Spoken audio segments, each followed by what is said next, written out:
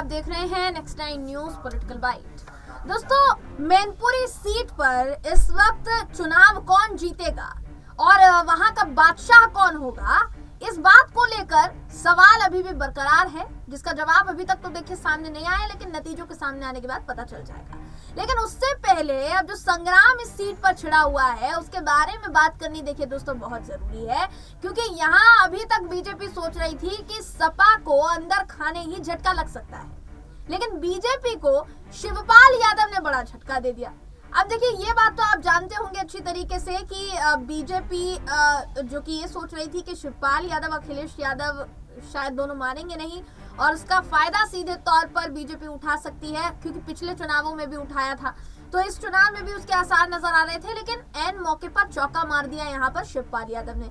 शिवपाल यादव चले गए अखिलेश यादव के साथ, तो यहाँ बिगड़ गया समीकरण बीजेपी का। लेकिन दोस्तों, आपको जानकर हैरानी होगी कि बीजेपी का समीकरण सिर्फ और सिर्फ 2022 के चुनाव के लिए नहीं बिगड़ा है, बल्कि 2024 के लोकसभा चुनाव के लिए भी बिगड़ चुका है दोस्तों।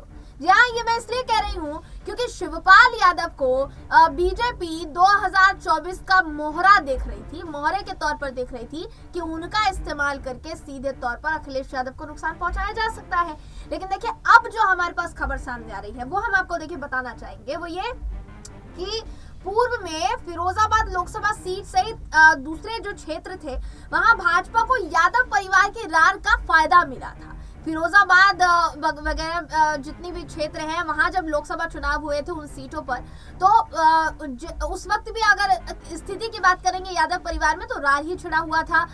हर एक सदस्य एक दूसरे से खफा चल रहा था, खासकर अखिलेश यादव, शिवपाल यादव। लेकिन अब क्योंकि यहाँ अखिलेश यादव, शिवपाल यादव, राम गोपाल यादव सब एकजुट हो गए हैं, परिवार को एकजुट कर लिया है सिर्फ और सिर्फ मैनपुरी सीट को हासिल करने के लिए, तो इससे सबसे बड़ा और तगड़ा झटका बीजेपी को लगा है दोस्तों, वो भी सीधे 2024 के चुनाव के लिए। बहरहाल, इस खबर पर आपकी राय क्या है कमेंट करके जरूर बताइएगा। वीडियो अगर आपको पसंद आया हो तो वीडियो को लाइक और शेयर करना ना भूलें। फिर मुलाकात होगी आपसे किसी ऐसी ही खबर के साथ, तब तक के लिए नमस्कार।